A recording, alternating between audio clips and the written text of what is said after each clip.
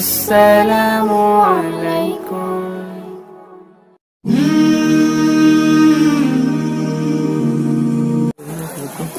الحمد لله نحمده ونستعينه ونستغفره ونؤمن به ونتوكل عليه ونعوذ بالله من شرور أنفسنا ومن سيئات أعمالنا من يهده الله فلا مضل له ومن يضلل فلا هادي له ونشهد أن لا إله إلا الله وحده لا شريك له ونشهد أن محمدا عبده ورسوله أما بعد فأعوذ بالله من الشيطان الرجيم بسم الله الرحمن الرحيم لقد كان لكم في رسول الله أسوة حسنة لمن كان يرجو الله واليوم الآخر وذكر الله كثيرا وقال الصادق المصدوق صلى الله عليه وسلم إني بعثت لأتمم مكارم الأخلاق أو كما قال رسول الله صلى الله عليه وسلم সকলে আমরা দরুদ শরীফ পড়ি।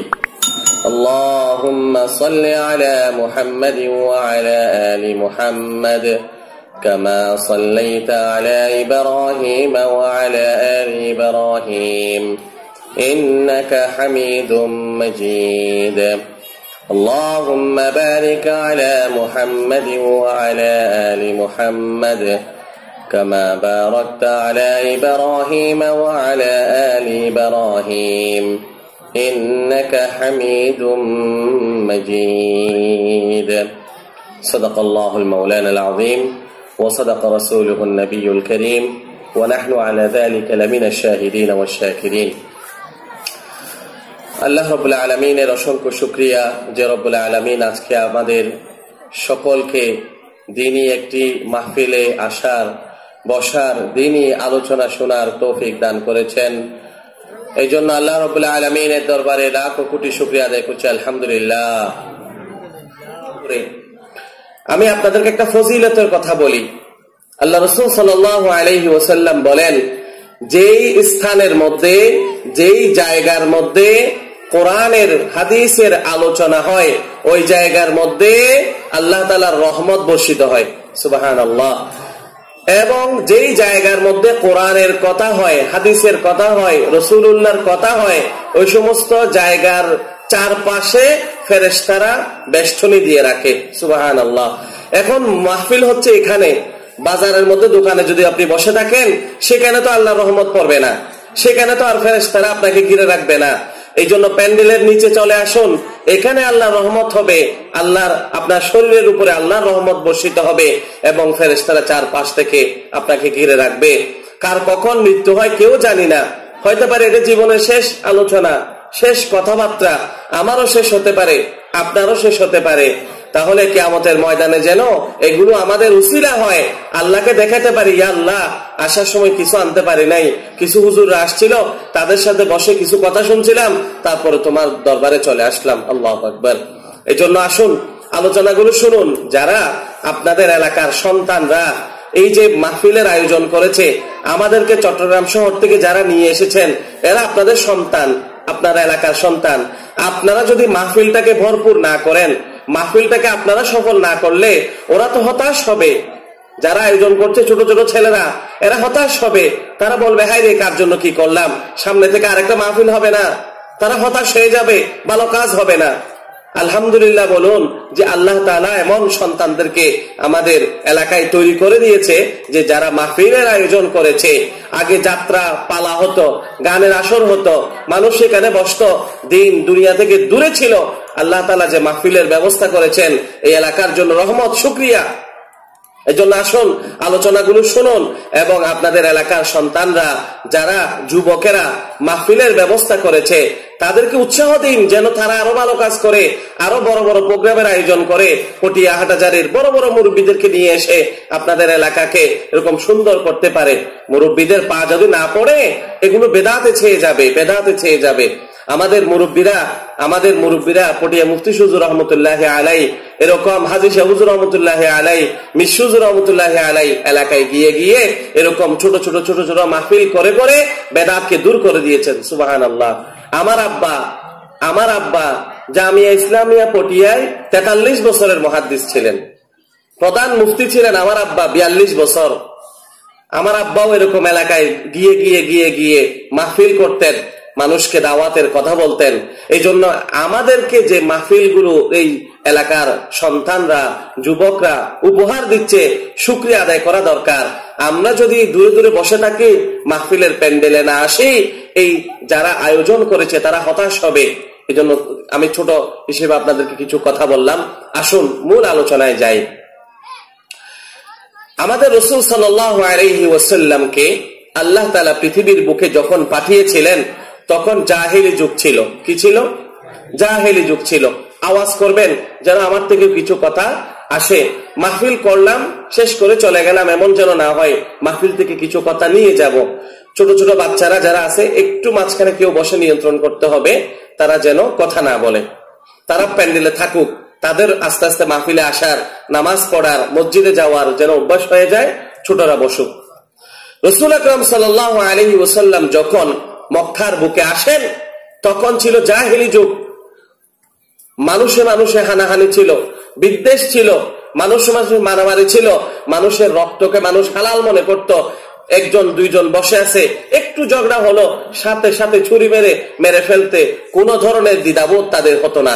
কোনো সমস্যা নাই, মেরে ফেললাম, কি হয়েছে, এই ধরনের ছিল। শান্তি ছিল না। নিজের সন্তান নিজের মাকে বিয়ে করতো, নাউজুবিল্লাহ, এরকম একটি সমাজ ব্যবস্থা ছিল।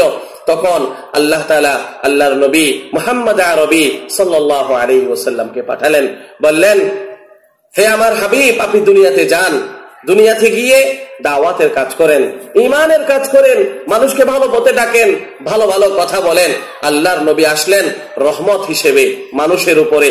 আল্লাহর নবী যতদিন ছিলেন না ততদিন এই সমাজের মধ্যে শান্তি ছিল না। আল্লাহর নবী আসলেন, শান্তির ব্যবস্থা করে দিলেন। পবিত্র কোরআন বলছে, ওয়ামা আরসালনাকা ইল্লা রাহমাতাল লিল আলামিন وما أرسلناك إلا كافة للناس بشيرا ونذيرا। আমি আপনাকে পৃথিবীর বুকে পাঠিয়েছি রহমত হিসেবে, দয়া হিসেবে। আল্লাহর নবীর দয়া, ভালোবাসা কেমন ছিল? উম্মতের মাঝে মহব্বত সৃষ্টি করে দিলেন, এক ভাইয়ের সাথে এক ভাইয়ের মহব্বত সৃষ্টি করে দিলেন। যারা যারা একজনের সাথে আরেকজনের দ্বন্দ্ব ছিল, ঝগড়া ছিল, কথা বলতো না, বিয়ের দাওয়াতে যেত না, এরকম সম্পর্ক যাদের যেরকম ছিল তাদের মধ্যে আল্লাহর নবী ভালোবাসার সম্পর্ক সৃষ্টি করলেন, মহব্বত সৃষ্টি করলেন। কেমন মহব্বত হয়ে গেছে দেখুন, একজনের সাথে আরেকজনের ভালোবাসা, মহব্বত। আল্লাহর নবীর কাছে একজন মেহমান এসেছে। আল্লাহর নবী মদিনা শরীফে, মক্কা থেকে এক লোক মুসলমান হয়ে এসেছে। কথা ভালো করে খেয়াল করবেন। আল্লাহর নবী মক্কা থেকে এক লোক এসেছে মুসলমান হয়ে। আল্লাহর নবীর সাথে দেখা করলেন এশারের নামাজের পরে। আল্লাহর নবী দেখা হওয়ার পরে বললেন ওই লোককে, তুমি মেহমান, দাঁড়াও, তোমার জন্য আমি মেহমানদারির ব্যবস্থা করব। আল্লাহর নবী নিজের ঘরে নিজের বিবিদের কাছে গেলেন, গিয়ে বললেন, কিছু খাবার আছে আমার মেহমানকে দেওয়ার জন্য। আল্লাহর নবীর বিবিরা বললেন, ঘরে তো তেমন কিছু নাই মেহমানকে দেওয়ার জন্য। আল্লাহর নবী আবার মসজিদে চলে আসলেন। উপস্থিত সকল মুসল্লিদেরকে, মুসলমানদেরকে বলতেছেন, মদিনার লোকদেরকে, হে আনসারী সাহাবীরা, মদিনার লোকেরা, আমার একজন মেহমান আছে, এই মেহমানকে নিয়ে যেয়ে কিছু রাত্রে মেহমানদারি করার তোমরা কি কেউ প্রস্তুত আছো? হযরত আবু তালহা দাঁড়িয়ে গেলেন, বললেন, ইয়া রাসূলুল্লাহ, আমি প্রস্তুত আছি, আমি ঘরে নিয়ে যাব আপনার মেহমানকে। হযরত আবু তালহা মেহমানকে নিয়ে গেলেন। রাত্রিবেলা ঘরের মধ্যে হযরত আবু তালহা নিজের ঘরের মধ্যে গিয়ে বিবিকে বললেন, বউকে বললেন, আল্লাহ রাসূলের একজন মেহমান আছে, ঘরের মধ্যে কি কোনো খাবার আছে? স্ত্রী বললেন, ঘরের মধ্যে তেমন কিছু নাই খাওয়ার জন্য, শুধু কিছু খাবার আছে, কিরকম, কিছু গোশত আছে, অল্প কিছু রুটি আছে, এগুলো শুধু আমাদের ছেলেরা খাইতে পারবে, আমরা দুইজন খাইতে পারবো না। তখন আবু তালহা বললেন, সমস্যা নাই, আমরা দুইজন আজকে রাত্রে উপাস থাকবো, আমার ছেলেদেরকে তুমি একটু ঘুম পাড়াই দাও। তাদেরকে ঘুম পাড়াই দিলে ছেলেদের যে খাবারগুলা থাকবে ওগুলা মেহমানকে দেওয়া যাবে। সুবহানাল্লাহ। এরপর কি করলেন, রাত্রিবেলা দেখুন ছেলেদেরকে শোয়াই দিলেন, খাবারগুলা নিয়ে আসলেন, এক বাটি খাবার, কিছু রুটি, কিছু গোশত, কিছু তেল নিয়ে এসে ওই মেহমানের সামনে রাখলেন। মেহমান এদিকে আল্লাহর নবীর মেহমান একদিকে বসা, আর একদিকে আল্লাহর নবীর সাহাবী আবু তালহা বসা, মাঝখানে খাবারগুলা। এই ধরনের বাতি তো ছিল না, চেরাগ জ্বলতেছিল। আবু তালহা তখন চেরাগটা ঠিক করে দেওয়ার মতো করে চেরাগটা নিভাই দিলেন। চেরাগ যখন নিভে গেল, অন্ধকার হয়ে গেল, আবু তালহা উনি বললেন, ভাই চেরাগ তো নিভে গেছে, চেরাগ আমি জ্বলাই আনি, আপনি খাবার শুরু করেন। তখন ওই মেহমান, আল্লাহর নবীর মেহমান, সেখান থেকে খাবার নেওয়া শুরু করলেন। কিছু খেতে খেতে উনি আসলেন ওই আবু তালহা। তো মেহমান আবু তালহাকে বললেন, ভাই আপনিও খান। কিন্তু আবু তালহা জানে খাবার কম, আবু তালহাও যদি সেখান থেকে কিছু খায় তাহলে মেহমান বেশি খাইতে পারবে না। এই জন্য আবু তালহা কি করলেন, মুখটা এমন ভাবে নাড়াচ্ছেন, অন্ধকারে দেখা যাচ্ছে না, আবু তালহা মুখটা এমন ভাবে নাড়তেছে যেন উনিও খাইতেছে, এটা দেখাচ্ছেন। আবু তালহা এক লোকমাও নিলেন না, সব কিছু মেহমানকে খাওয়াই ফেললেন। মেহমান পেট ভরে খাইলেন, রাত্রিবেলা ঘুমাইলেন। সকালবেলা আবু তালহা মেহমানের হাত ধরে আল্লাহর ঘরের আল্লাহ রসুলের কাছে নিয়ে গেলেন। যখনই আল্লাহর নবীর কাছে আবু তালহাকে নিয়ে গেলেন, সাথে সাথে আকাশ থেকে জিব্রাইল এসে রাত্রির সমস্ত অবস্থা, আবু তালহা খায় নাই, বিবি খায় নাই, তার সন্তানরা খায় নাই, সবকিছু মেহমানকে খাওয়াইছে। এই ঘটনা জিব্রাইল আলাইহিস সালাম আল্লাহর নবীকে বলে দিলেন। যখন আবু তালহা সকালবেলা মেহমানকে নিয়ে আল্লাহর নবীর কাছে গেলেন, আল্লাহর নবী খুশিতে চোখ দিয়ে পানি বের হয়ে গেল। আল্লাহর নবী বললেন, আবু তালহা তুমি আমার মেহমানকে এমন কি সুন্দর মেহমানদারি করেছো, আল্লাহ রাব্বুল আলামিন খুশি হয়ে কোরআনের আয়াত নাযিল করেছেন। সুবহানাল্লাহ। এত খুশি হয়েছেন যে তোমার জন্য কোরআনের আয়াত নাযিল করেছেন। ইউথিরুনা আলা আনফুসিহিম ওয়ালাউ কানা বিহিম খাসাসা। মুমিনরা এমন যে নিজের যেটা কষ্ট সেটা নিজে সহ্য করবে, নিজের প্রয়োজন পূরণ না করে অপর ভাইয়ের প্রয়োজনকে পূরণ করার নাম হচ্ছে মুসলমান। সুবহানাল্লাহ। আল্লাহর নবী এত দয়া মানুষের মাঝে সৃষ্টি করেছেন যে দয়ার কারণে একজন আরেকজনের আপন ভাইয়ের চেয়ে বেশি হয়ে গেছে। সুবহানাল্লাহ। আমাদের সমাজে সেটা আছে? নাই। আমাদের সমাজে সেটা নাই।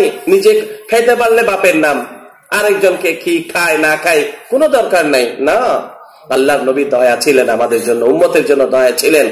একবার আল্লাহর নবী বললেন, লিকুল্লি নাবিয়্যিন দাওয়াতুন মুস্তাজাবাতুন ফাতাআজ্জালা কুল্লু নাবিয়্যিন দাওয়াতাহু ওয়া ইন্নী ইখতাবাতু দাওয়াতি শাফাআতান লিউম্মতি ইয়াওমাল কিয়ামাহ।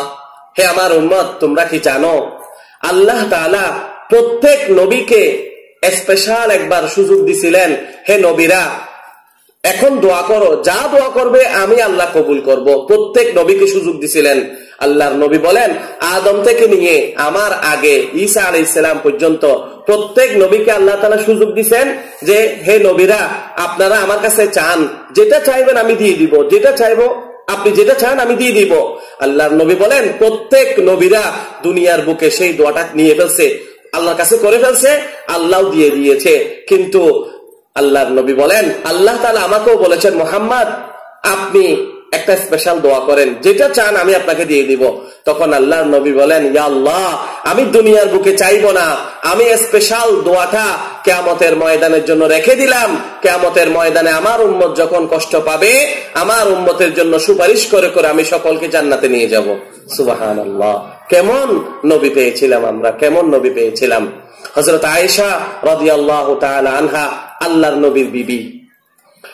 একদিন আল্লাহর নবী ঘরে আসলেন, খুব খুশি, আল্লাহর নবীর চেহারা খুশি।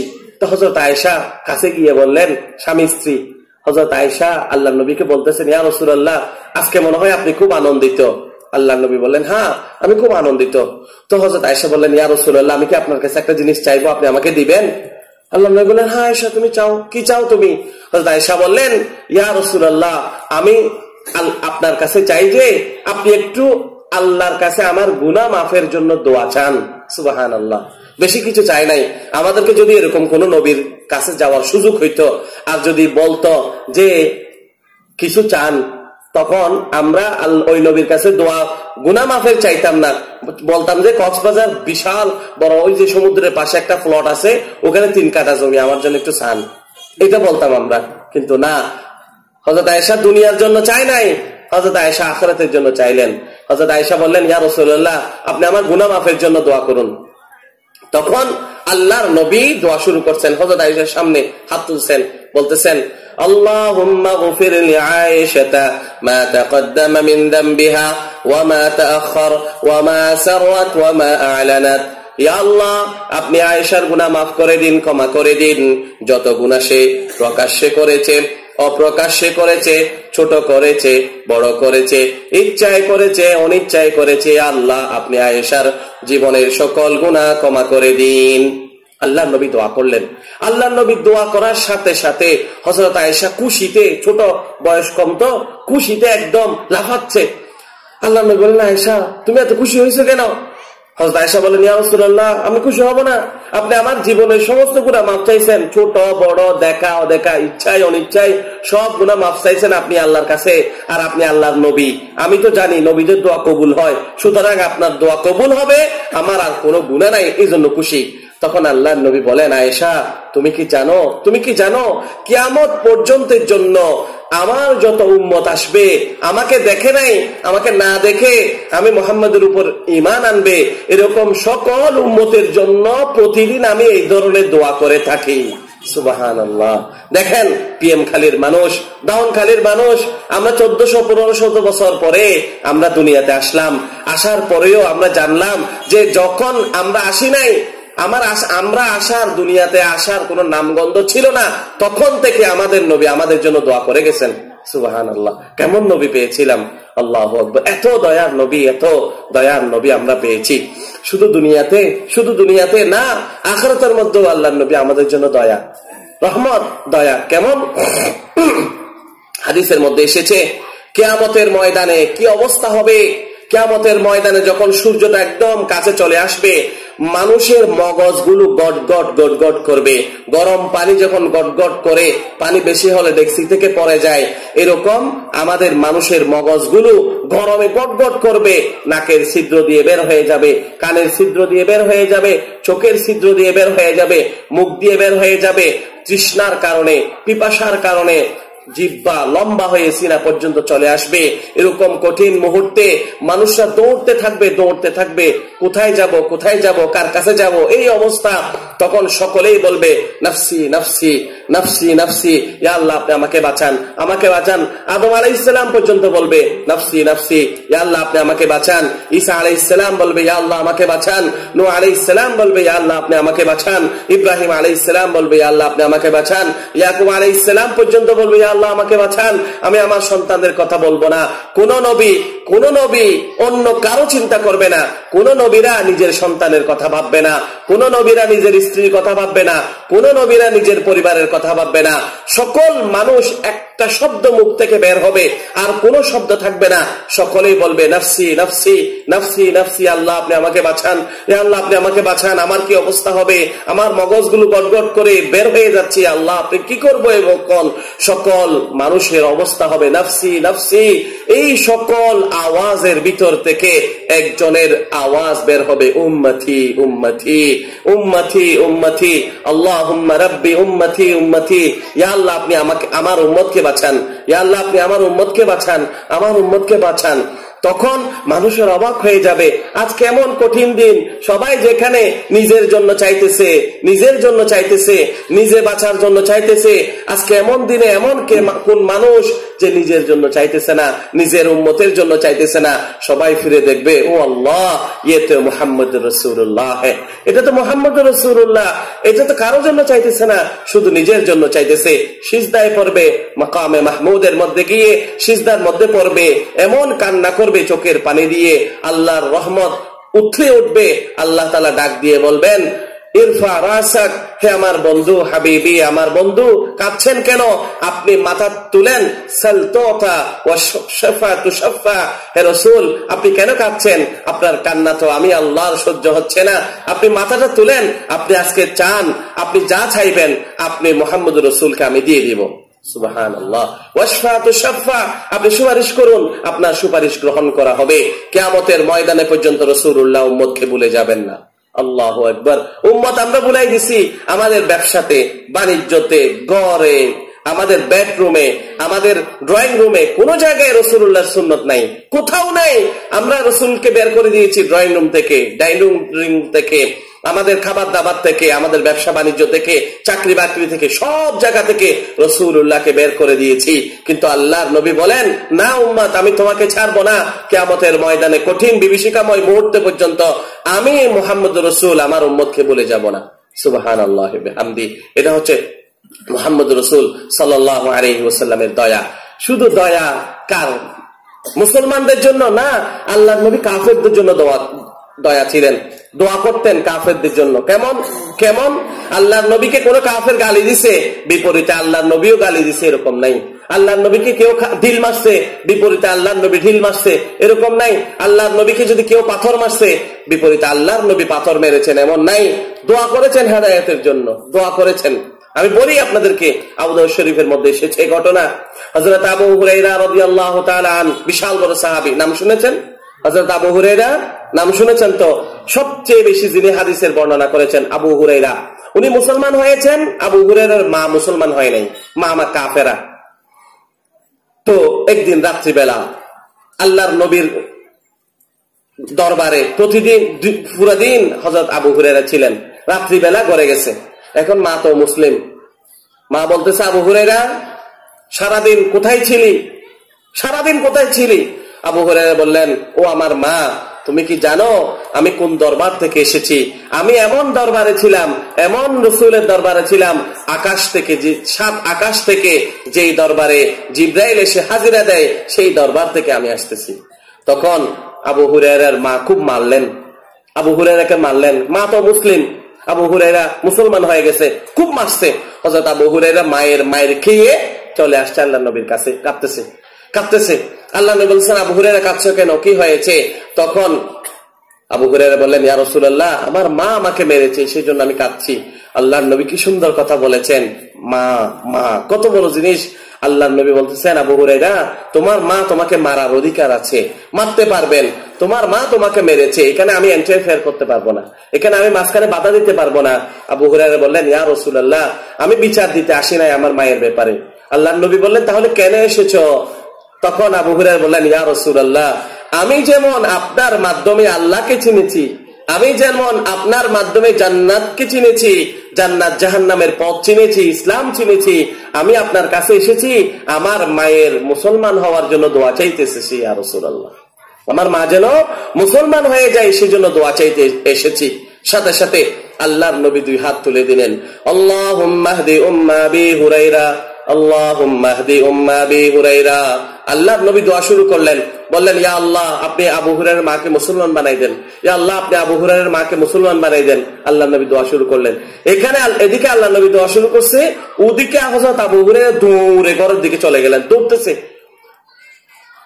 পথের মানুষজন আবু হুরায়রাকে দেখে বলতেছে, কিরে, আবু হুরায়রার মা তো দরবেশ, ভদ্র নম্র মানুষ, কখনো তো দৌড়ে যায় না, কারোর সাথে উঁচু আওয়াজে কথা বলে না, কারোর সাথে ঝগড়া করে না, নরম ভদ্র মানুষ, আজকে কি হয়েছে, দৌড়ে কেন যাচ্ছে? কোন সমস্যা হইলো নাকি? একজন ধরে ফেলছে, ভাই আবু হুরায়রা কি হয়েছে, দৌড়ে কেন ঘরের দিকে যাচ্ছ, ঘরে কি কোনো সমস্যা? আবু হুরায়রা বললেন, না, ঘরে কোনো সমস্যা হয় নাই। তাহলে দৌড়ে কেন যাচ্ছ? আবু হুরায়রা বললেন, তোমরা কি জানো না আমার মা মুসলিম, কাফের, আমার মা মুসলমান হয় নাই। আমি আল্লাহর নবীর কাছে গিয়েছিলাম আমার মায়ের জন্য দোয়া চাইতে, আমি ঘরের মধ্যে দৌড়ে গিয়ে দেখতে চাই আমি আগে যাইতে পারি না আল্লাহর নবীর দোয়া আগে যাইতে পারে। সুবহানাল্লাহ, সুবহানাল্লাহ। আমি ঘরে দৌড়ে গিয়ে দেখতে চাই আমি আগে পৌঁছি না আল্লাহর নবীর দোয়া আগে পৌঁছে। হযরত আবু হুরায়রা দৌড়ে ঘরে গিয়ে দেখলেন ঘরের দরজা বন্ধ। আবু হুরায়রা নক করলেন, দরজার মধ্যে আঘাত করলেন, ভিতর থেকে আওয়াজ আসলো, মাম্বিল বাব, কে এসেছো দরজায়? হযরত আবু হুরায়রা বললেন, মা, আমি আপনার সন্তান আবার চলে এসেছি। আপনার হাতের মধ্যে যদি শক্তি থাকে, আপনার মায়ের খাওয়ার জন্য আপনার সন্তান আবার চলে এসেছে। হযরত আবু হুরায়রার মা ভিতর থেকে বললেন, আবু হুরায়রা একটু দাঁড়াও, একটু দাঁড়াও, আমি একটু পরেই দরজা খুলে দেব, একটু দাঁড়াও। হযরত আবু হুরায়রা মনে মনে বললেন, আমার মায়ের আওয়াজ নরম হয়ে গিয়েছিল, আমার মায়ের আওয়াজ শুনে আমি বুঝতে পেরেছি আমি আসার আগে আল্লাহর নবীর দোয়া আগে চলে এসেছে। দরজা খুলে দিলেন। দরজা খোলার পরে হযরত আবু হুরায়রা বললেন, আমার মায়ের চেহারা দেখে আমি বুঝতে পারলাম হেদায়েতের নতুন সূর্য আমার মায়ের চেহারার মধ্যে উদিত হয়েছে। আমি আমার মাকে বললাম, মা, কি হয়েছে, দরজা খুলতে দেরি কেন হলো? তখন আবু হুরায়রার মা বললেন, আবু হুরায়রা, আমি তোমাকে মারার পরে তুমি যখন ঘর থেকে চলে গেছো, একটু পরে আমার মনের মধ্যে আসলো যে আমার ছেলেটা তো খারাপ জায়গায় যায় নাই, ভালো জায়গায় গেছে। মক্কার সবচেয়ে ভালো মানুষ হচ্ছে মুহাম্মদ, তার কাছে গিয়েছে, খারাপ তো কিছু করে নাই। তারপর চিন্তা করতে লাগলাম, ওই জিন্দেগি, ওই জীবন, এটা কেমন জীবন যেই জীবনের মধ্যে মুহাম্মদুর রাসূল নাই, যেই জীবনের মধ্যে আল্লাহ নাই, কোরআন নাই, এটা কেমন জীবন? ওফুত, তুমি আমার হাতটা ধরো, মুহাম্মদের দরবারে নিয়ে যাও, আমাকে একটু মুসলমান বানায় দাও। সুবহানাল্লাহ, সুবহানাল্লাহ, সুবহানাল্লাহ। আবু হুরায়রার মা রসুলকে গালি দিতেন, রসুলের বিরুদ্ধে বলতেন, কিন্তু আল্লাহর নবী তার জন্য দোয়া করেছেন। সুবহানাল্লাহ ওয়া বিহামদিহি। এটা হচ্ছে রাসূল সাল্লাল্লাহু আলাইহি ওয়াসাল্লাম কেমন দয়া ছিলেন, কাফেরদের জন্য দয়া। আরো দেখাই, ভালো করে কথা খেয়াল করুন। আল্লাহর নবী শুধু মুসলমানদের জন্য দয়া এমন নয়, শুধু কাফেরের জন্য দয়া এমন নয়, আল্লাহর নবী পশু পাখির জন্য দয়ালু ছিলেন। কিসের জন্য? পশু পাখি। আল্লাহু আকবার। শুনুন ঘটনা, মদিনা শরীফের মধ্যে একটা খেজুর বাগান। আল্লাহর নবী একদিন ঢুকলেন খেজুর বাগানে হাঁটার জন্য। কিছু দূর যাওয়ার পরে দেখলেন একটা ওটনি বুঝেন? ওট আর কি, মেয়ে ওট। গিয়ে যখন দেখলেন, আল্লাহর নবীকে দেখার সাথে সাথে ওটটা উঠে গেল। এভাবে আল্লাহর নবী তার মাথার মধ্যে হাত দিলেন, ফাফাদাত আইনাহু বিদ্দুমু, ওটের দুই চোখ থেকে পানি বের হয়ে গেল। আল্লাহর নবী কানটা তার কাছে নিয়ে গেলেন। কিছুক্ষণ পরে তার কথা সব কিছু শুনলেন। আল্লাহর নবী বললেন, এই বাগানের মালিক কে? এক লোক দৌড়ে আসলো, ইয়া রাসূলুল্লাহ, আমি এই বাগানের মালিক। আল্লাহর নবী বললেন, এই উটটাকে তুমি খাবার কম দাও কেন? সে প্রতিদিন যতটুকু খাবার খাইতে পারবে তুমি তাকে অত খাবার দাও না। সে আমার কাছে নালিশ করেছে, তুমি তাকে পরিপূর্ণ খাবার দাও না। ওই লোক বলল, ইয়া রাসূলুল্লাহ, এই ওটটা বুড়ো হয়ে গেছে, সে এখন কোনো কাজ করতে পারে না, এখন তাকে আমি পরিপূর্ণ খাবার দিলে আমার পোষায় না, এই জন্য আমি তাকে খাবার কম দিই। আল্লাহর নবী বললেন, আস্তাগফিরুল্লাহ, আস্তাগফিরুল্লাহ, ইত্তাকিল্লাহ ফি হাদিহিল বাহায়েম। এই চতুষ্পদ জানোয়ার, অবুজ জানোয়ারের ব্যাপারে তুমি আল্লাহকে ভয় করো, আল্লাহকে ভয় করো। সে যখন জোয়ান ছিল, ওটা যখন জোয়ান ছিল, তার দ্বারা তুমি ভালো করে কাজ করাইছো, আর এখন সে কাজ করতে পারে না বলে তাকে খাবার দিবে না, এটা তো হতে পারে না। যতদিন সে বেঁচে থাকবে তাকে পরিপূর্ণ তুমি খাবার দিবে। সুবহানাল্লাহ। পশু পাখির কথা আল্লাহর নবী বুঝতেন, এই জন্য তার ওঠের কথা শুনে আল্লাহর নবী ওঠের খাবারের ব্যবস্থা করলেন। সুবহানাল্লাহ। দয়া ছিলেন কিসের জন্য? পশু পাখির জন্য। আরো বলি আপনাদেরকে, শুধু পশু পাখি না, আল্লাহর নবী এরকম গাছের জন্য দয়া ছিলেন। সুবহানাল্লাহ। যে গাছের মধ্যে কোনো প্রাণ নাই, এই যে সোফার, এটার মধ্যে কোনো প্রাণ আছে? জান আছে? এটা জান আছে? নাই। আল্লাহু আকবার। এগুলোর জন্য আল্লাহর নবী দয়া ছিলেন। কেমন দয়ালু! আল্লাহর নবী মসজিদে নববী বানানোর পরে মসজিদে নববীর মধ্যে একটা খেজুর গাছের কুটি ছিল। এই যে কুটি দেখা যাচ্ছে, এরকম একটা কুটি, সেখানে আল্লাহর নবী হেলান দিয়ে কথা বলতেন সাহাবায়ে কেরামের সাথে, হেলান দিয়ে কথা বলতেন। খেজুর গাছের কুটি, মরা কুটি আর কি। কিছুদিন পরে, কয়েক বছর পরে সাহাবায়ে কেরামরা আল্লাহর নবীর জন্য একটা গাছ দিয়ে মিম্বর তৈরি করলেন, উঁচা মিম্বর। সাহাবীরা বেড়ে গেছেন, মানুষ মুসলমান হচ্ছে, মানুষজন যখন বেড়ে গেছে, আল্লাহর নবীর জন্য মসজিদে নববীতে একটা মিম্বর তৈরি করলেন। যেই দিন মিম্বরটা তৈরি করলো, ওই দিন আল্লাহর নবী আর খেজুর গাছের মধ্যে দাঁড়িয়ে কথা বলেন নাই, খেজুর গাছ হেলান দিয়ে কথা বলেন নাই। খেজুর গাছটা ফেলে ক্রস করে আল্লাহর নবী ওই মিম্বরের উপরে উঠে গেলেন। আল্লাহর নবী যখন মিম্বরের উপরে উঠলেন, মুসলিম শরীফের মধ্যে এসেছে, হান্নাল জাযা, খেজুর গাছের ভিতর থেকে কান্নার আওয়াজ বের হয়ে গেল। সুবহানাল্লাহ। আল্লাহর নবী যখন শুনতে পেলেন, সাহাবীরাও আওয়াজ শুনছেন, খেজুর গাছের কান্না, আল্লাহু আকবার। কেমন দয়ার নবী, কেমন নবী আমরা পেয়েছিলাম। এই নবীকে আমরা মানুষরা চিনলাম না, একটা খেজুর গাছ পর্যন্ত আল্লাহর নবীকে চিনলো। আল্লাহু আকবার। খেজুর গাছের কান্না বের হয়ে গেল। আল্লাহর নবী মিম্বর থেকে আবার নেমে আসলেন। ফালতাজামাহু, আল্লাহর নবী খেজুর গাছটাকে ধরলেন। হাত্তা আতাহু ফালতাজামা ফাসাকানা, খেজুর গাছটাকে আল্লাহর নবী যখন হাত বুলাই দিলেন তখন তার ভিতরের কান্নার আওয়াজ বন্ধ হয়ে গেল। সুবহানাল্লাহি ওয়া বিহামদি। কেমন দয়া আল্লাহর নবী, কেমন দয়া। শুধু মুসলমানের জন্য নয়, অমুসলিমের জন্য ছিলেন। শুধু অমুসলিম নয়, পশু পাখির জন্য ছিলেন। শুধু পশু পাখি নয়, একদম জড় পদার্থের জন্য আল্লাহর নবী দয়া এবং রহমত ছিলেন। সুবহানাল্লাহি ওয়া বিহামদি। আল্লাহর নবীর দয়া একটা গুণ, বড় গুণ। আরেকটি বড় গুণ হচ্ছে আল্লাহর নবীর নম্র, ভদ্র ছিলেন। আল্লাহর নবী পৃথিবীর বুকে সবচেয়ে প্রতাপশালী, ক্ষমতাশালী বাদশা মুহাম্মদুর রাসূল সাল্লাল্লাহু আলাইহি ওয়াসাল্লাম ক্ষমতাশালী ছিলেন, কিন্তু ক্ষমতার অপব্যবহার করে নাই, দুর্ব্যবহার করে নাই। আল্লাহর নবী নিজের সম্পর্কে বলেন, আনা সাইয়্যিদুল ওয়ালদি আদম ওয়ালা ফখর, আমি আদমের সন্তানদের মধ্যে সর্বশ্রেষ্ঠ, কিন্তু আমার কোনো অহংকার নাই, আমি আল্লাহর শুকরিয়া আদায় করি। সুবহানাল্লাহ। আর কি, বিয়াদি লিওয়াইল হামদি ইয়াউমাল কিয়ামা, কিয়ামতের খবর সর্বপ্রথম আমারটা ফাটবে, অর্থাৎ আমি সর্বপ্রথম কিয়ামতের ময়দানে উঠব, আমার আগে কেউ উঠবে না, এবং সর্বপ্রথম আমি জান্নাতের মধ্যে ঢুকবো। আমি যাওয়ার আগে জান্নাতের দরজা কারো জন্য খোলা হবে না। ওয়ালা ফখর, কিন্তু আমি সেটা অহংকার করি না, আল্লাহর শুকরিয়া আদায় করি। এমন সম্মান রাসূল সাল্লাল্লাহু আলাইহি ওয়াসাল্লামকে আল্লাহ দিয়েছেন, কিন্তু আল্লাহর নবীর কোনো অহংকার ছিল না। আল্লাহর নবী কোনো অহংকার করতেন না, কত নম্র ভদ্র ছিল। আপনাদেরকে আমি বুঝাই। আল্লাহর নবী সম্পর্কে সাহাবীরা বলেন, ইদা সাফাহা রাজুল, আল্লাহর নবী যখন কোনো মানুষের সাথে মুসাফা করতেন, আল্লাহর নবী দুনো হাত দিয়ে মুসাফা করতেন। যতক্ষণ পর্যন্ত ওই ব্যক্তি ছেড়ে দেয় নাই হাত, আল্লাহর নবী নিজের হাত ছেড়ে দিতেন না। সুবহানাল্লাহ, সুবহানাল্লাহ।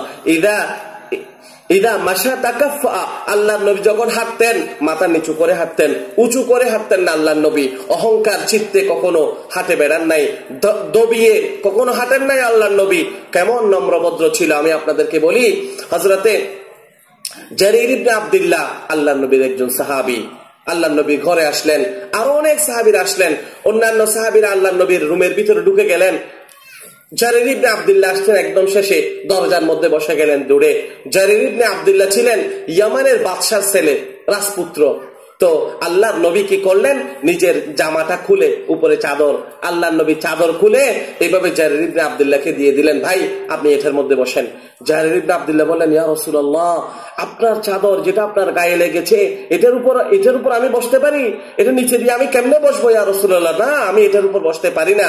তখন আল্লাহর নবী বললেন, না জারীর, আমরা সকলে রুমের ভিতরে বসেছি, নিচে বসার জন্য আমরা মাদুরা পেয়েছি, কিন্তু তুমি কিছুতে বসতে পারো নাই, এই জন্য তোমার সম্মান রক্ষা করার জন্য আমি নিজের রুমাল তোমাকে দিয়ে দিলাম। সুবহানাল্লাহ। এটা আল্লাহর নবীর আদর্শ, সম্মান, মানুষকে সম্মান করতেন আল্লাহর নবী, কত সম্মান করতেন মানুষকে। এরকম একজন অমুসলিম এসেছে, মুসলমান না, অমুসলিমের সম্মান বলছি। আল্লাহর নবী অমুসলিমকে কিভাবে সম্মান করতেন দেখুন। আদী ইবনে হাতেম, আল্লাহর নবীর চরিত্র কি সুন্দর ছিল। অমুসলিম একজন এসেছেন আল্লাহর নবীর কাছে, আদী ইবনে হাতেম, উনি একটা নালিশ নিয়ে এসেছেন আল্লাহর নবীর কাছে। ঘরের মধ্যে গিয়ে দরজার মধ্যে নক করলেন, জিজ্ঞাসা করলেন যে ঘরের মধ্যে কি মুহাম্মদ আছেন? আল্লাহর নবী বললেন, হ্যাঁ আমি আছি, আসো। রুমের ভিতরে বসার কোনো ভালো কিছু নাই আল্লাহর নবীর ঘরে, তো একটা চামড়া, আল্লাহর নবী উঠে চামড়ার মাদুরাটা বিছিয়ে দিলেন। চামড়ার মাদুরার উপরে আল্লাহর নবী বললেন, আদি আপনি এখানে বসুন। আদি অমুসলিম চামড়ার মাদুরা দিয়েছেন আল্লাহর নবী সেখানে বসার জন্য। আল্লাহর নবী নিজে কি করলেন, আল্লাহর নবী নিজে মাদুরার মধ্যে না বসে এরকম মাটির মধ্যে বসে গেলেন। সাথে সাথে আদী ইবনে হাতেম বললেন, আপনি কি করেন? আপনি মদিনার রাষ্ট্রপতি, আপনি কিছুতে না বসে মাটিতে বসে গেছেন ইয়া রাসূলুল্লাহ। তখন আল্লাহর নবী বললেন, না আমি তো ঘরের মানুষ, আমার বাড়ি এটা, আমি যে কোনো এক জায়গায় বসলে হয়, আপনি আমার মেহমানকে সম্মান করা আল্লাহ আমাকে আদেশ করেছেন, এই জন্য আপনাকে আমি চামড়ার মাদুরার মধ্যে বসতে দিলাম। সাথে সাথে আদী ইবনে হাতেম অমুসলিম, তিনি বলেন, আমি কি জন্য এসেছিলাম আমি ভুলে গেছি। আল্লাহর নবীর এত সুন্দর নম্র ভদ্র ব্যবহার দেখে আমি আল্লাহর নবীকে বললাম, ইয়া রাসূলুল্লাহ, আপনি এত বড় মানুষ হয়ে নিরহংকার, আপনার কোনো অহংকার নাই, আমি বুঝতে পেরেছি আপনি বিশ্ব নবী, আপনার হাত দেন, আমি মুসলমান হয়ে যাব। সুবহানাল্লাহ, আল্লাহর নবীর চরিত্র দেখে মুসলমান হয়ে গেলেন।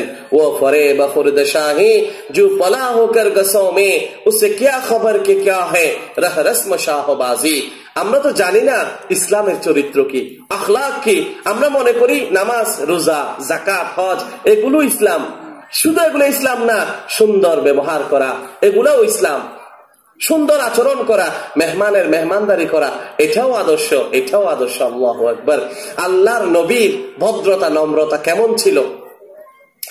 মুসলমানরা মক্কায় যখন ছিলেন, শুরুতে মুসলমানদেরকে কাফেররা অনেক কষ্ট দিয়েছে। আমরা তো জানি সকলে, না, মুসলমানদেরকে অনেক কষ্ট দিয়েছে। তখন অনেক মুসলমানরা চলে গিয়েছিলেন পাশে হাবশার মধ্যে। নাজাশি বাদশাহ একজন বাদশাহ ছিলেন, উনি অমুসলিম ছিলেন, পরে মুসলমান হয়েছিলেন, নাজাশি বাদশার কাছে। আল্লাহর নবী যখন মদিনায় গেলেন, মদিনার রাষ্ট্রপতি হয়ে গেলেন, তখন নাজাশি বাদশার পক্ষ থেকে 80 জন খ্রিস্টান গিয়েছিল। কয়জন? 80 জন খ্রিস্টান আল্লাহর নবীর কাছে এসেছিলেন। তখন তারা এরকম মসজিদে নববীর পাশে যখন বসেছেন, আল্লাহর নবী তাদের মেহমানদারি করছিলেন। খেজুর, কোরমা, রুটি এগুলো নিয়ে দিচ্ছিলেন। সাহাবীরা বলতেছেন, ইয়া রাসূলুল্লাহ নাকফিকাল আমাল, আমরা তো আছি, আমরা তো করতে পারি, আমরা মেহনত করি, আপনি কেন করতেছেন? আল্লাহর নবী বললেন, না, তারা আমার মেহমান, তোমরা যেমন কষ্ট করবে, আমি চেয়ারে বসে থাকবো এমন হতে পারে না, আমিও মেহমানদারি করব। আল্লাহর নবীর মুগ্ধতায়, মেহমানদারিতে তারা অনেক খুশি হয়েছিলেন। পরবর্তীতে তাদের সকলের সামনে আল্লাহর নবী সূরা ইয়াসিন তেলাওয়াত করেছিলেন। যাদেরকে আল্লাহর নবী মেহমানদারি করতেছেন এরা খ্রিস্টান, মুসলমান না, এদেরকে আল্লাহর নবী মেহমানদারি করেছেন। আল্লাহর নবীর নম্রতা, ভদ্রতা তারা দেখে মুগ্ধ হয়ে ওই বৈঠকের মধ্যেই আল্লাহর নবীর হাতে মুসলমান হয়ে গেলেন। সুবহানাল্লাহি ওয়া বিহামদি, মুসলমান হয়ে গেলেন আল্লাহর নবীর চরিত্র দেখে। এটা ছিল আল্লাহর নবীর সুন্দর চরিত্র। ভাইয়ে ভাইয়ে মোহাব্বত করে দিয়েছিলেন, সাধারণ মানুষের মাঝে ভাই ভাই করে দিয়েছিলেন। আল্লাহর নবীর কাছে ধনী গরিব কোনোদিন পার্থক্য করেন নাই, যে এ ধনী তার সাথে একটু বেশি কথা বলি, আরেকজন গরিব তাকে একটু এক পাশে রেখে দিই। আল্লাহ নবী এটা কখনো করেন নাই, কখনো করেন নাই। যে দামি, আল্লাহর নবীর কাছে সকলে সমান ছিল। হযরত বেলাল হাবশী রাদিয়াল্লাহু তাআলা আনহুর কথা বলি, তাহলে হযরত বেলাল কি বেশি সুন্দর মানুষ ছিলেন? না। কালো ছিলেন? বেশি উচ্চ বংশের ছিলেন? না। দাস ছিলেন, গোলাম ছিলেন। কিন্তু হযরত বেলালের সাথে মুসলমানদের এত মোহাব্বত ভালোবাসা হয়েছিল, আল্লাহর নবীর সাথে মোহাব্বত ভালোবাসা হয়েছিল। কেমন ভালোবাসা, কেমন ভালোবাসা, কেমন মোহাব্বত, ফেরেশতাদের সাথে পর্যন্ত হযরত বেলালের মোহাব্বত ভালোবাসা হয়ে গেছে। হযরত বেলালের জিহ্বার ভিতরে, আমাদের দেশে এটাকে বলে আলা জিলবা, চিনেন আপনারা? হ্যাঁ, ভিতরে ওই জিহ্বাটা পুড়ে গিয়েছিল হযরত বেলালের। কারণ যখন তিনি প্রথম মুসলমান হয়েছিলেন, তার জিহ্বার ভিতরে জ্বলন্ত আগুনের কয়লা দেওয়া হয়েছিল। আল্লাহু আকবার। ইসলাম ছেড়ে দেয় নাই, কঠিন কষ্ট সহ্য করেছেন, ইসলাম ছেড়ে দেয় নাই।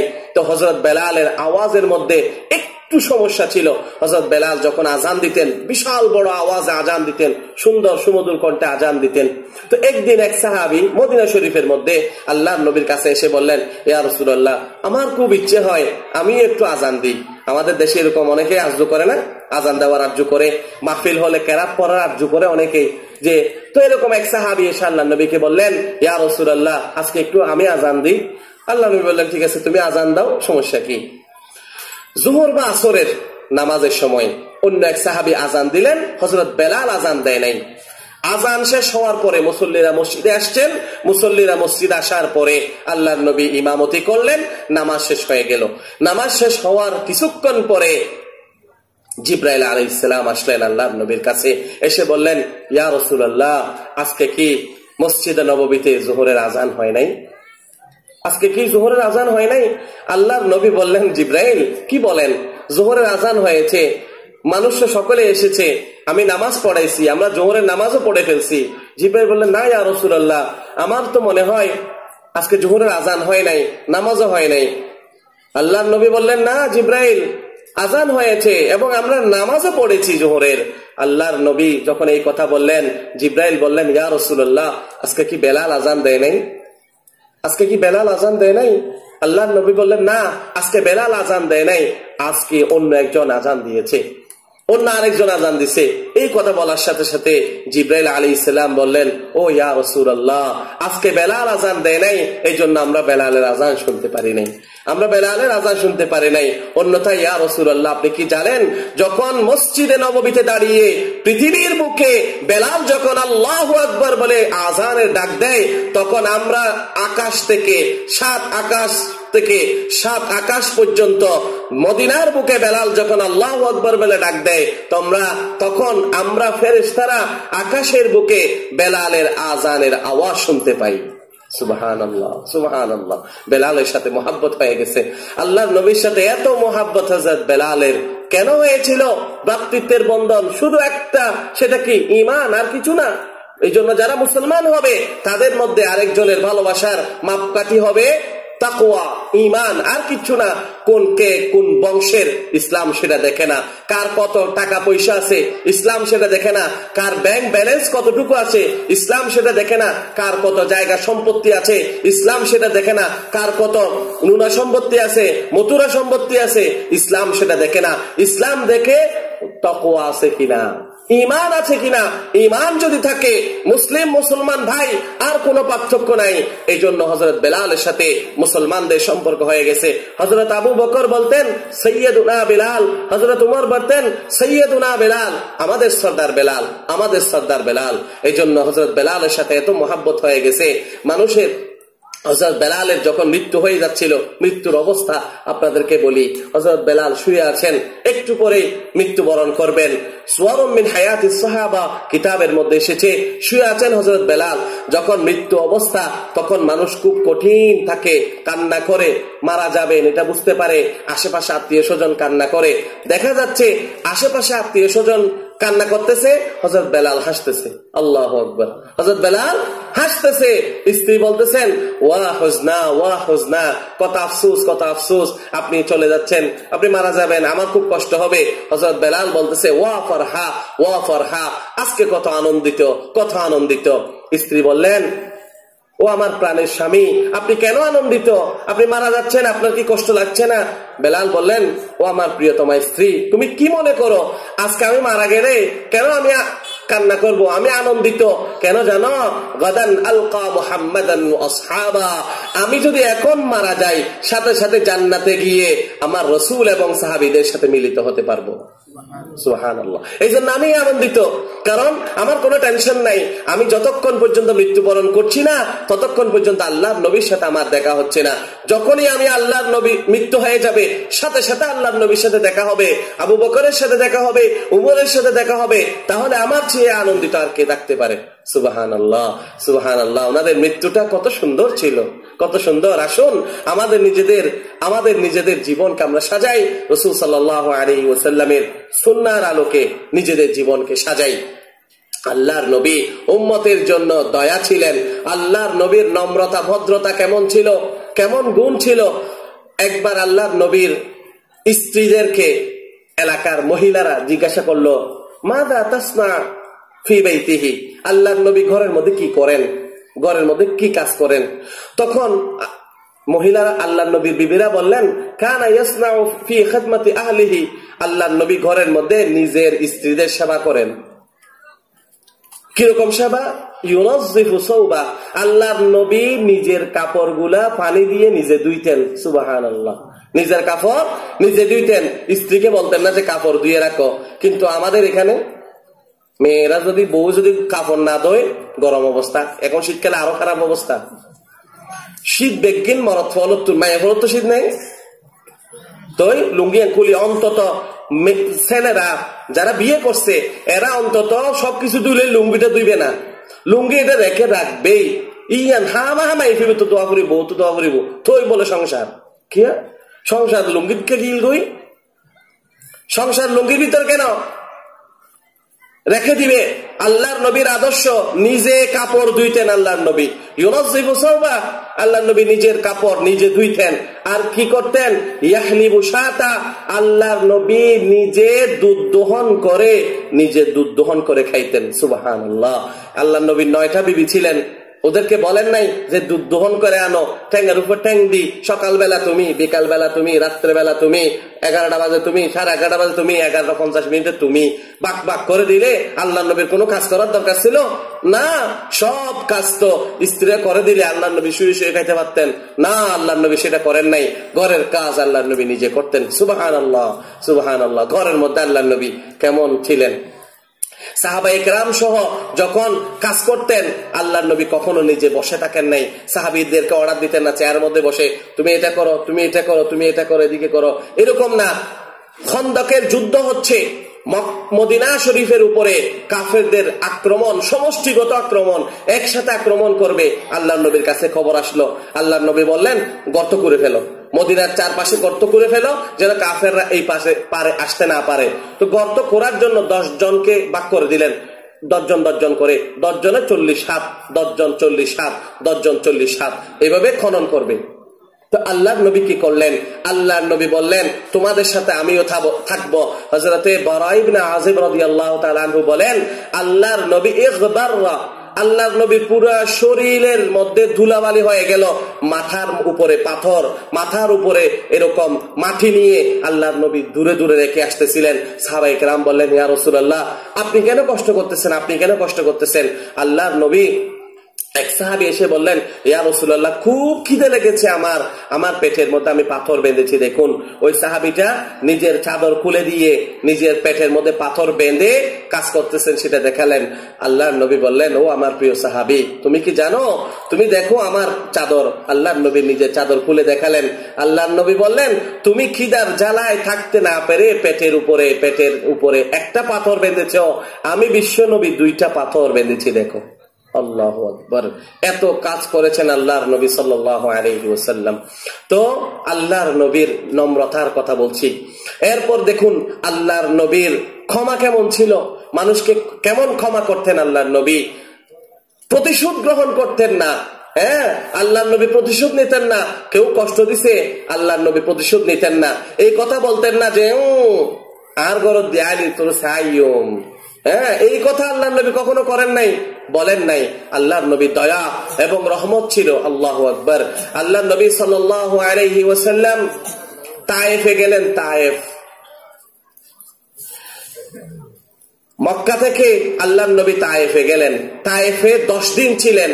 মদিনা শরীফ মক্কা শরীফের পাশে শহর, দাওয়াতের কাজ করেছেন। যাদের কাছে গিয়েছেন একজন মানুষও মুসলমান হয় নাই, অনেক কষ্ট করেছেন, কেউ মুসলমান হয় নাই, আরো উল্টাপাল্টা গরম গরম কথা বলেছে আল্লাহর নবীকে তারা। তখন আল্লাহর নবী সাল্লাল্লাহু আলাইহি ওয়াসাল্লাম তায়েফ থেকে চলে আসছিলেন। তখন তায়েফের লোকেরা আল্লাহর নবী পাগল পাগল বলে পাথর মারা শুরু করলো। পিছনে ছোট ছোট ছেলেদেরকে লেলিয়ে দিল যে এই লোকটা পাথর মারো থাকে। তখন আল্লাহর নবীকে পাথর মারা হলো। শরীরের পিছনের অংশ পাথর পড়তে পড়তে পড়তে ঝরঝরা হয়ে গেল, শরীর থেকে রক্ত বের হয়ে পড়ে যাচ্ছিল। ইতিহাসের কিতাবগুলোতে আছে যখন নিচে আল্লাহর নবীকে পাথর মারা হচ্ছিল, আল্লাহর নবী দৌড়তেছেন, আল্লাহর নবীর পিছনে এই ছোট ছোট বাচ্চারা পাথর মারতেছে আর পাগল পাগল বলে যে পাথর মারতেছিল, আল্লাহর নবী দৌড়তেছিলেন।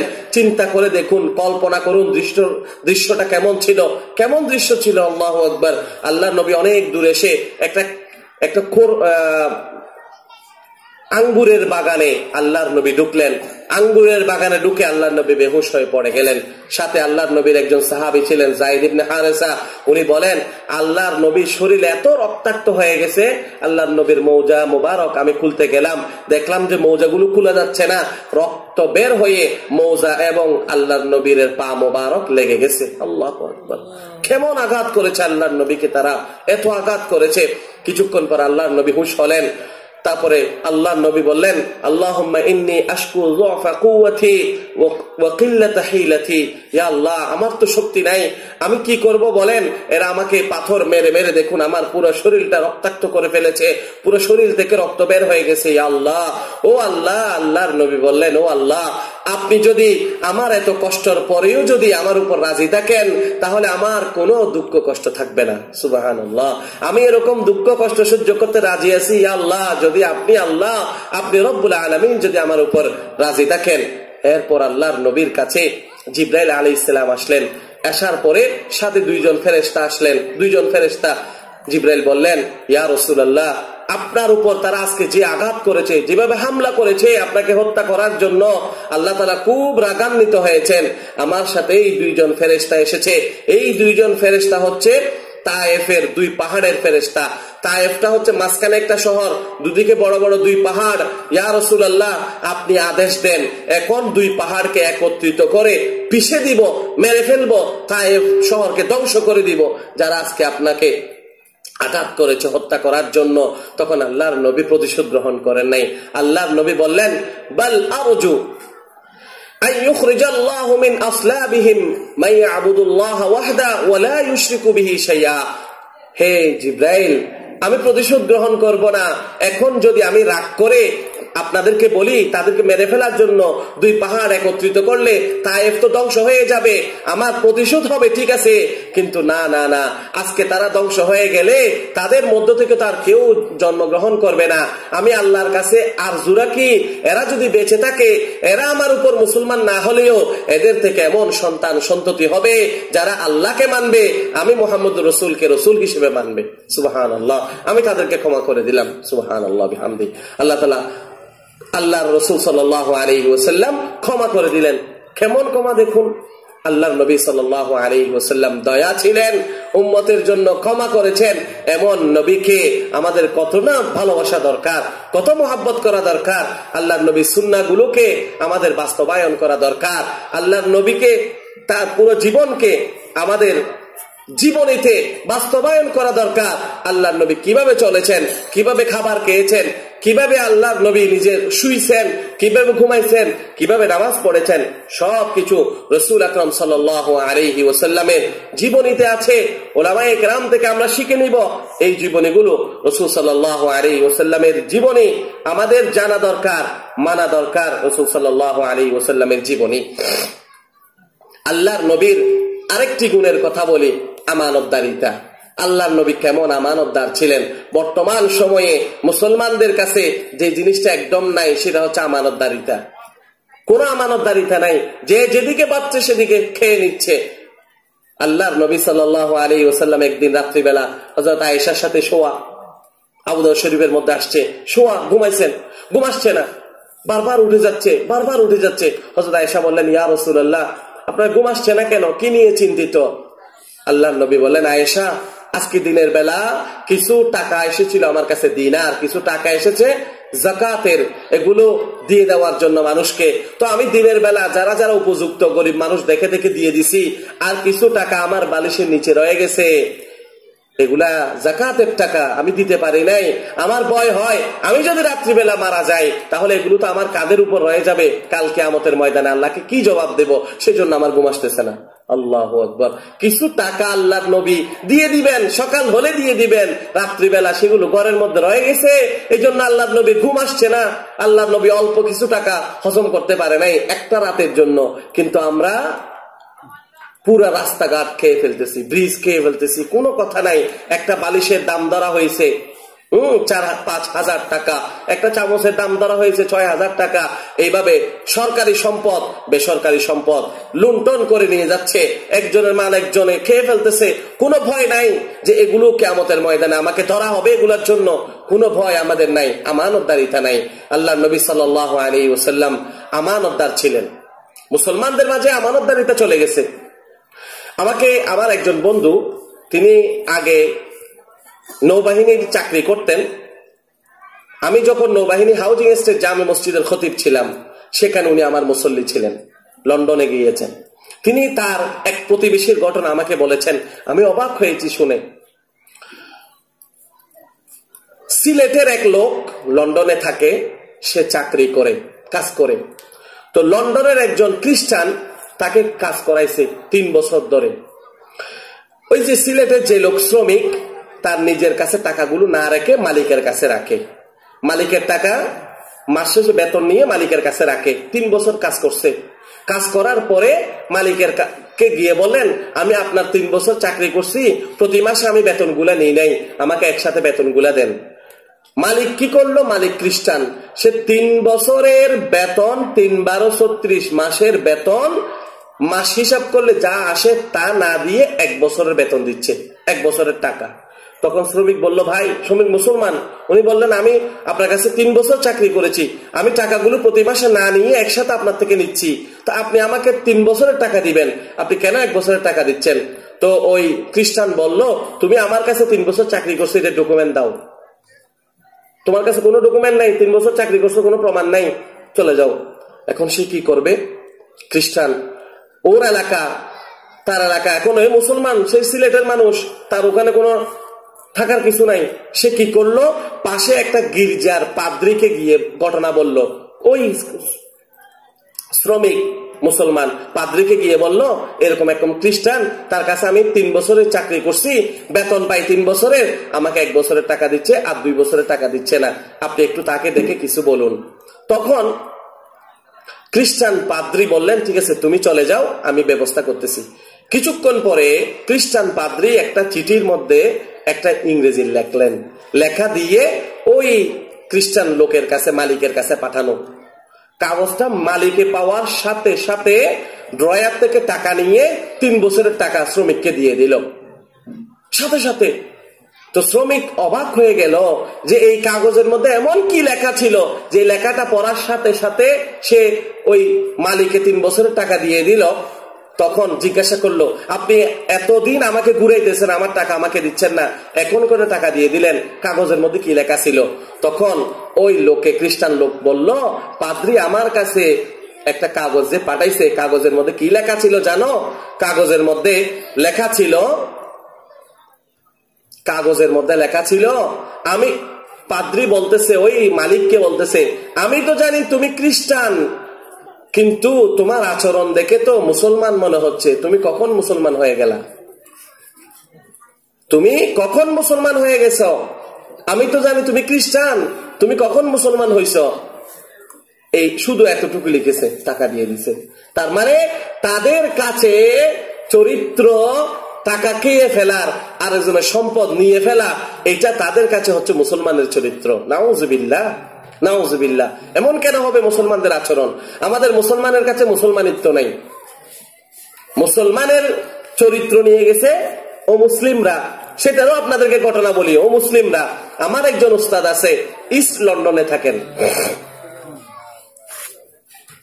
আমাদের একজন শিক্ষক গিয়েছেন উত্তর কোরিয়াতে, দক্ষিণ কোরিয়াতে আমার ভাই লাগে, দক্ষিণ কোরিয়াতে গেছে। উনি আসার পর আমি বললাম, এমন কোন ভালো ঘটনা কি আপনি দক্ষিণ কোরিয়াতে দেখেছেন যেটা আমাদেরকে বলতে পারেন? উনি বললেন, হ্যাঁ, দক্ষিণ কোরিয়াতে একটা আশ্চর্য ঘটনা ঘটেছে আমার সাথে। আমার পায়জামা পাঞ্জাবি পরা, দাঁড়িয়ে আছে, মাথার টুপি আছে। আমি দোকানে গেলাম, জবাই করা মুরগি পাওয়া যায় দোকানে। তখন আমি দোকানিকে বললাম যে একটা মুরগি দেন, টাকা দিলাম। মুরগিটা নিয়ে যখন চলে আসতেছি, দোকানে আমাকে দৌড়ে এসে ডাকলেন, বলছে, আর ইউ মুসলিম? আপনি কি মুসলমান? তখন আমার ওই ভাই বললেন, হ্যাঁ আমি তো মুসলমান। বলছে, না, আপনি মুরগি দিয়ে দেন, টাকা নিয়ে নেন, আমি আপনাকে মুরগি বিক্রি করব না। তখন এত অবাক হয়ে গেল, কিরে, আমি তো টাকা দিচ্ছি, কেন মুরগি বিক্রি করবেন না আমাকে? তখন দোকানদার বলল, আসলে মুরগি বিক্রি করতেছি না, কোনো সমস্যা নাই, সমস্যা হচ্ছে আমরা খ্রিস্টান, এই মুরগিগুলো আমরা জবাই করি। আপনাদের ধর্ম মতে আমাদের জবাই, আমরা মুসলিমরা জবাই করলে আমরা তো বিসমিল্লাহ পড়ি না, বিসমিল্লাহ পড়া ছাড়া জবাই করলে আপনাদের জন্য হালাল হবে না, সেজন্য আমি আপনাকে বিক্রি করতেছি না। চিন্তা করে দেখুন, মুসলিমদের চরিত্র আর মুসলমানদের চরিত্র কোথায় গেল? এই জন্য নিজেদের জীবনের মধ্যে আমানতদারিতা নিয়ে আসুন। আমাদের চরিত্র তারা নিয়ে গিয়ে তারা আজকে পৃথিবীর বুকে আলো ছড়াচ্ছে, পৃথিবীর বুকে উন্নত জাতি হয়ে গেছে তারা, কিন্তু মুসলমানদের চরিত্র আমাদের মাঝে নাই। আমরা এই জন্য বেলাল ফিলিপস একজন বিশাল বড় দার্শনিক, উনি বলেন যে ওই কাজগুলো নয় যেগুলো আমরা এখন যে কাজ করি, এগুলো মুসলমানদের কাজ নয়। আমাদের উচিত হচ্ছে ওই সকল কাজ করা যেগুলো মুসলমানদের কাজ। এজন্য আসুন, মাহফিল গুলো হচ্ছে কোরআনের আলোচনা শুনি, দ্বীনের আলোচনা শুনি, সাথে সাথে আমাদের নিজেদের জীবনের মধ্যে দ্বীনের আলোচনা, আমরা নিজেদের দ্বীনটা আলোচনাগুলো নিজেদের জীবনের মধ্যে বাস্তবায়ন করি।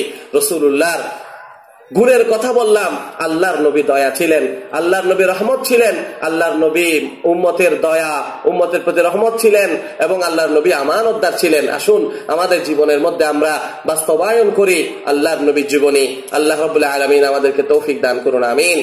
ওয়া আখিরু দাওয়ানা আলহামদুলিল্লাহি রাব্বিল আলামিন।